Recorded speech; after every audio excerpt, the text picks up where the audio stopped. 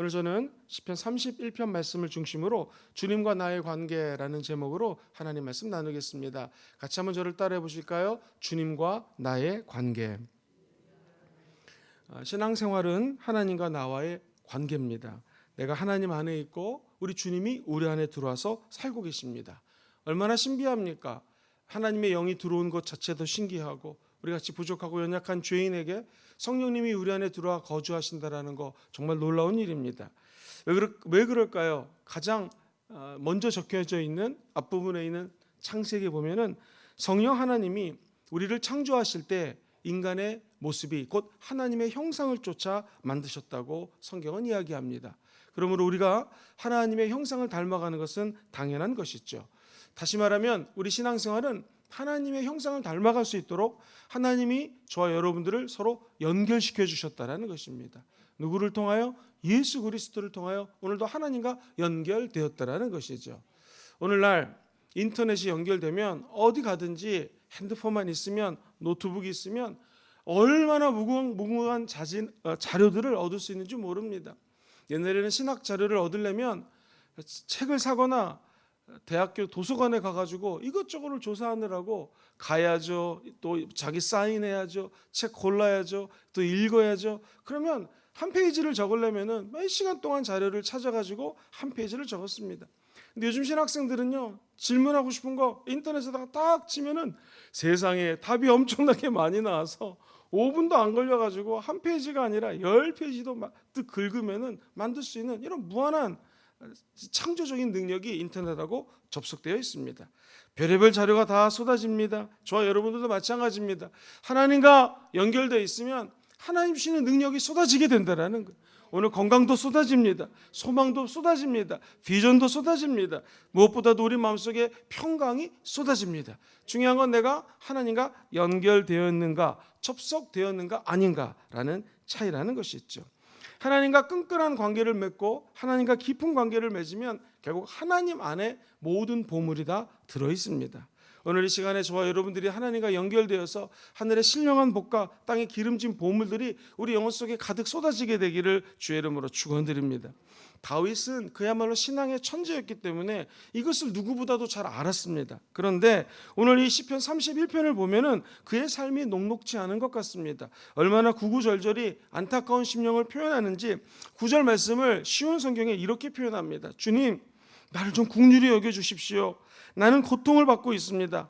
울다가 지쳐가지고 내 눈이 시력조차 잃었습니다. 내 몸과 마음도 활력을 잃고 말았습니다. 아예 10절에 가면은요, 괴로워서 숨이 넘을 것 같으며 한숨으로 세월을 보냅니다. 더 이상 견딜 수가 없이 기운은 다하였고 뼈 마디마디가 녹아납니다. 야, 이게 얼마나 힘들면 도대체 이런 고백을 하는 것일까요? 이 31편의 배경은 우리 사무엘상과 연결이 되어 있습니다.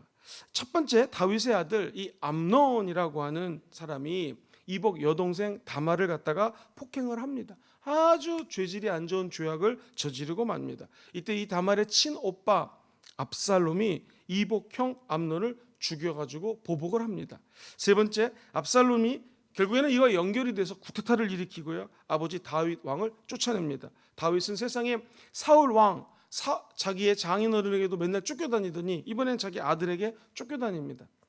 아버지 다윗왕이 정부군이 이렇게 연합을 해가지고 아들 압살롬의 반란군과 전쟁을 했는데 결국에는 압살롬이 전사합니다. 죽습니다. 아무리 자기를 배반한 아들이지만 아들이 죽은 모습을 보고 얼마나 마음이 통탄했는지 모릅니다. 오늘 이 31편의 배경은 바로 이 치가 떨리고 부끄럽고 처참한 사건들과 연결이 되어 있습니다. 다윗의 집안, 정말 세계 최고의 신앙의 명문 가정인 줄 알았는데 이거 콩가루보다 더합니다. 특별히 왕은 아버지로서 왕으로서 채통이 서지 않습니다. 이 신앙의 천재였던 다윗이 하나님과 접속하기를 원했고 늘 하나님 안에 거하는 신앙의 귀재였지만 그는 오늘 이 어려운 형국 속에서 이렇게 고백을 합니다. 하나님과 나의 관계는 그럼에도 불구하고 첫 번째로 주님은 나의 산성입니다 라고 고백을 합니다. 오늘 본문 2절과 4절 말씀에 보면은 산성이라는 단어가 무려 3번이나 등장을 합니다. 같이 읽어볼까요? 시작.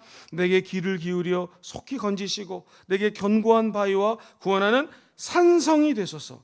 주는 나의 반석과 산성이시니 그러므로 주의 이름을 생각하셔서 나를 인도하시고 지도하소서. 그들이 나를 위하여 비밀이 친 그물에서 빼내소서. 주는 나의 산성이시니이다. 산성. 사울 왕이나 그의 아들 압살롬이나 부하들이 배신을 합니다. 이에 죽음의 위기 속에서도 주님이 나의 원수 대적들을 막아주시고 나의 견고한 성이 되십니다. 산성이 되십니다 라고 고백을 합니다. 다윗은 주님이 산성이 되시기 때문에 본인이 겪고 있는 이 어려운 상황들을 능히 극복할 수 있다는 것입니다. 사실 따지고 보면 다윗뿐만 아니라 우리들도 인생을 살면서 물질적인 어려움도 겪습니다. 질병의 고통도 겪습니다. 가정이 불행할 때도 있고요. 세상에 공중 권세 잡은 자랑 영적 전쟁을 하면서 실패할 때도 있습니다. 그런데 신앙생활은 무엇인가? 가만히 생각해 보면 공중에 나는 새도 하나님이 먹이시고 들의 백합화도 하나님이 다 입히시고 결국 우리 하나님이 나의 산성이 되어주셔서 원수가 쳐들어오고 어려움이 다가올 때마다 지켜주시고 보호해 주신다는 것입니다. 그래서 시편 46편에 보니 이렇게 적혀져 있지요. 하나님은 우리의 피난처시요 힘이시요 환난 중에 만날 큰 도우심이라. 그러므로 땅이 변하든지 산이 흔들려 바다 가운데 빠지든지 바닷물이 솟아나고 뛰놀든지 그것이 넘침으로 산이 흔들릴지라도 그 다음 같이 읽어볼까요? 시작. 우리는 두려워하지 아니하리로다. 그렇습니다. 조금 어렵고 힘든 일이 다가와도 낙심하지 말아야 될 것은 다윗의 절체절명의 위기 가운데서도 하나님이 산성이 되셨던 것처럼 우리 하나님은 저와 여러분들의 산성이 되시고 피난처가 되시고 막아주시고 보호해 주시는 은혜를 허락하여 주실 것입니다. 두 번째로 다윗이 하나님과 접촉하며 고백했던 것은 나는 악을 버리고 주님만 의지하겠습니다 라고 하는 고백입니다. 같이 한번 따라해 볼까요? 주님만 의지하십시오. 주님만 의지하십시오. 6절에 보면 이렇게 적혀져 있습니다. 같이 읽어보죠. 시작. 내가 허탄한 거짓을 숭상하는 자들을 미워하고 누구만 의지해요? 야훼만 의지한다는 거예요. 내가 우상 숭배하고 세상에 믿지 않는 사람들이 잘 되는 것 같지만 하나님 나는 그거 의지하지 않습니다. 우상 바라보지 않습니다. 하나님만 의지합니다. 오늘날도 예수 믿지 않는데 잘 되는 사람들이 참 많은 것 같습니다. 더 술술 모든 일이 풀리는 것 같고 자녀들도 잘 되는 것 같을 때가 얼마나 많이 있습니까? 그러나 우리가 이럴 때일수록 고백해야 될 것은 하나님, 내가 우상 숭배하는 자들, 세상에 있는 자들하고 틀리는 것이 무엇인가? 진리 되신 하나님만 바라보며 이 믿음의 경주를 끝까지 가겠습니다 라고 고백하는 것입니다. 우리 신앙을 헤쳐나갈 때 꼭 기억해야 될 말씀이 데살로니가전서 5장 19절로 22절 말씀입니다. 같이 한번 읽어볼까요? 시작. 성령을 소멸하지 말며 예언을 멸시하지 말며 범사에 헤아려 좋은 것을 취하고 악은 어떤 모양이라도 버려라. 악과 싸울 때 피 흘리기까지 싸우라는 것입니다. 악을 버리기 원하시면 아멘 해볼까요? 근데 이 악을 버리는 것과 악과 싸우는 것이 데살로니가전서 5장 19절 지금 읽었던 거 바로 전에는 우리가 너무나 잘 아는 말씀이 나와요. 항상 기뻐하라, 쉬지 말고 기도하라, 범사에 감사하라. 이는 그리스도 예수 안에서 너희를 향하신 하나님의 뜻이니라고 하면서 어떤 모습이든지 악은 버리라라는 거예요. 즉 하나님의 뜻을 따라가고 하나님과 접속된 인생을 살아가기 위해서는 우리 도추에 깔려있는 악을 버리라는 거예요. 그럼 어떻게 하겠습니까? 성령을 소멸하면 안 됩니다. 하나님 뜻이 이루어지기 위해서는 우리가 믿고 의지하고 붙들어야 될 분은 오직 성령님이라는 거예요. 성령의 불이 꺼지면 안 된다는 것입니다. 끝까지 성령의 불이 우리 영혼 속에 깊은 곳에서 활활 타올라서 어둠을 쫓아내고 마귀를 묶어버리고 거짓을 태워버리는 은혜가 있기를 주의 이름으로 축원드립니다. 다윗은 주님만 의지한다는 것을 오늘 본문 1절에는 이렇게 표현을 해요. 야훼여 내가 주께 피하오니 나를 영원히 부끄럽게 하지 마옵소서. 주님께 속 피한다라는 거예요. 주님이 나의 피난처십니다. 17절 한번 읽어보겠습니다. 시작. 야훼여 내가 주를 불렀사오니 나를 부끄럽게 하지 마시고. 주님을 부른다라는 것은 무엇입니까? 요즘같이 힘들고 어려울 때 내가 사람들에게 전화해서 도움을 요청하지 않고 친인척에게 전화해서 도움을 요청하지 않고 하나님의 이름을 부르며 기도한다라는 것입니다. 오늘 저와 여러분들 영혼 속에 하나님의 빛이 임하셔서 주님만 바라보는 한 줄기 광명한 빛이 찬란히 임하게 되기를 주의 이름으로 축원드립니다. 하나님이 보이면 마음에 기쁨이 생깁니다. 하나님을 찬양하면 평안이 찾아옵니다. 마음이 평안하고 기쁘면 우리가 갖고 있는 모든 문제가 우리를 지배하지 못합니다. 왜? 문제보다 크신 하나님의 지배 아래에 있기 때문에 그렇습니다. 그러므로 하나님을 바라보는 자에게는 문제가 떠나가는 것은 아닙니다. 다만 문제보다 크신 하나님의 영광이 그 가운데 깃드는 것입니다. 5절에 보니 내가 나의 영을 주의 손에 부탁합니다. 여기서 얘기하는 나의 영은 히브리적 개념으로는 목숨이에요. 내 생명이에요. 내가 몇 살까지 살지는 모르겠지만 내 인생 전체를 하나님께 의탁합니다. 다윗은 처절한 절체절명의 위기 가운데서 내 생명을, 목숨을 주님께 의지하고 의탁합니다. 즉 지금 이렇게 쫓겨다니다 죽어도 좋습니다. 아들에게 정말로 참변을 당해도 나는 할 말이 없습니다. 모든 생사화복을 주관하시는 하나님께 내 생명조차 드립니다 라는 것입니다. 극도의 고통 가운데서 그러하여도 나는 주를 의지합니다 라고 다윗은 고백하는 것이죠. 14절 이하의 본문에 보면 야훼여 그러하여도 나는 주께 의지하고 말하기를 주는 내 하나님이시라 하였나이다. 나의 앞날이 누구 손에 있어요? 주의 손에 있다라는 거예요. 내 원수들과 나를 핍박하는 자들의 손에서 나를 건져 주옵소서. 내 앞길이 천국 가는 그날까지 내 모든 생사화복을 주관하시는 분은 하나님이시요 주의 손에 모든 게 달려 있으므로 악을 속량하고 죄와 싸워 승리할 수 있는 길을 열어달라고 다윗은 하나님과 접촉하기를 원한다라는 것입니다. 그러므로 저 여러분들이 오늘 이 새벽에 사람들과 접촉하고 도움을 요청하기보다는 하나님과 먼저 접촉하시고 하나님이 주시는 은혜만 바라보시게 되기를 주의 이름으로 축원드립니다. 이것이 내가 주만 바라봅니다. 주만 의탁합니다. 주만 의지합니다 라고 하는 다윗의 고백입니다. 오늘 이 고백이 우리의 고백 되시기를 주의 이름으로 축원드립니다. 사실 이 산성이라고 하는 것도 어불성설일 때가 있습니다. 제가 하나 사진을 보여드리기 원하는데 마사다 사진입니다. 혹시 이게 뜰지 모르겠는데요. 이게 어느 정도의 엄청난 난공불락의 성이냐면요. 보시는 것처럼 이 마사다 사진 보시면 옆에 사해 호수가 있는데 사해 해면으로부터 높이가 434m예요. 엄청 높고요. 사방으로 둘러가면서 높은 절벽으로 되어 있기 때문에 이게 완전히 적에 쳐들어올래야 쳐들어올 수가 없습니다. 이 마사다 성은 세계적으로 유명한 난공불락의 성입니다. 그런데 이 성도 기원 후 73년 로마 군대에 의해서 멸망을 당하게 됩니다. 자, 이 로마 군인들이 옆에다가 유대인들 종을 시켜가지고 흙을 쌌습니다. 그래가지고 대포를 쏘가지고 결국에는 이 성도 무너집니다. 흙과 바위로 경사로를 만들어가지고 마사다 앞까지 닿게 하고 이 성은 무너지게 된다라는 거예요.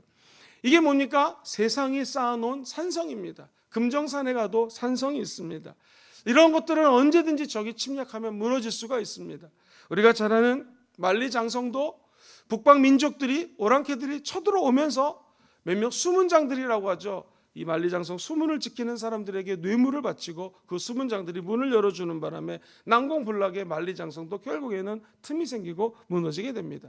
세상 사람들이 쌓아놓은 이런 성들은 무너진다라는 거예요. 그런데 우리가 하나님이 나의 산성이요 하나님만 의지합니다 하는 것은 무엇입니까?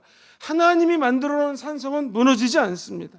항상 완벽하게 보호해 주신다는 거예요. 오늘도 하나님은 우리의 참된 산성이 되시고 우리의 진정한 보호자가 되주십니다. 우리가 부모들이 자녀를 돌보기 원하지만 멀리 떨어져 있으면 돌볼 수가 없습니다. 아니 가까이 있어도 갑자기 위급한 일이 벌어지면 어떻게 할 수가 없습니다. 그러나 하나님은 영적인 아버지가 되셔서 멀리 있든 가까이든 상관이 없이 저와 여러분들을 24시간, 일주일이면 7일, 한 달이면 30일, 1년이면 365일 늘 시간마다 순간마다 때마다 지켜주시는 좋은 하나님이신 줄 믿습니다. 그 하나님은 좁은 곳에 머물게 하지 않고 우리를 넓은 곳으로 인도해 주십니다. 7절과 8절을 보니 내가 주의 인자하심을 기뻐하며 즐거워할 것이 있습니다.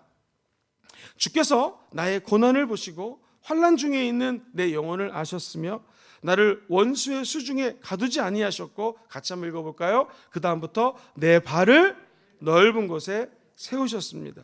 좁은 곳은 성경에서 의미하는 것은 환난, 고통, 근심, 슬픈 곳입니다. 그런데 넓은 곳은 무엇이냐면 하나님의 도우심으로 말미암아 이 고난과 근심과 슬픔의 자리에서 벗어납니다. 그리고 자유롭고 기쁘고 평안한 자리로 옮겨주신다라는 거예요. 오늘 우리의 다리가 마치 사슴의 다리처럼 연약합니다. 가냘픕니다. 그러나 하나님께서는 암사슴에게 은혜를 주셔서 저 높은 곳까지 뛰어갈 수 있는 힘을 주시는 것처럼 우리는 연약하지만 하나님께서는 고통의 자리에서 기쁨의 자리로 옮겨주십니다. 슬픔의 자리에서 환희의 자리로 옮겨주십니다. 불안과 좌절과 공포의 자리에서 평안의 자리로 넓은 곳으로 옮겨주십니다. 주님만 의지하는 저와 여러분 되시기를 주의 이름으로 축원드립니다. 그래서 신앙의 대가였던 다윗 선배님은 7절에 이렇게 고백하는 거예요. 그 고난 가운데서도 내가 주의 인자하심을 기뻐하며 어떻게 해요? 즐거워한다고 고백합니다. 그래서 항상 기뻐하라, 쉬지 말고 기도하라, 범사에 감사하라, 이는 그리스도 예수 안에서 너희를 향하신 하나님의 뜻을 다윗은 이루어드릴 수 있다라고 고백하는 것입니다. 그렇다면 저와 여러분들도 오늘 하루 동안의 인생을 살면서 비록 환난이 있고 어려움이 있지만 끝까지 도와주시는 하나님의 손을 부여잡고 나가시게 되기를 다시 한번 주의 이름으로 축원드립니다. 마지막 세 번째, 이제 우리가 해야 될 일이 있습니다. 하나님 관계에서 제일 중요한 것은 주님께 받은 은혜를 간증하셔야 됩니다. 하나님의 은혜를 내 입을 열어 선포하셔야 됩니다.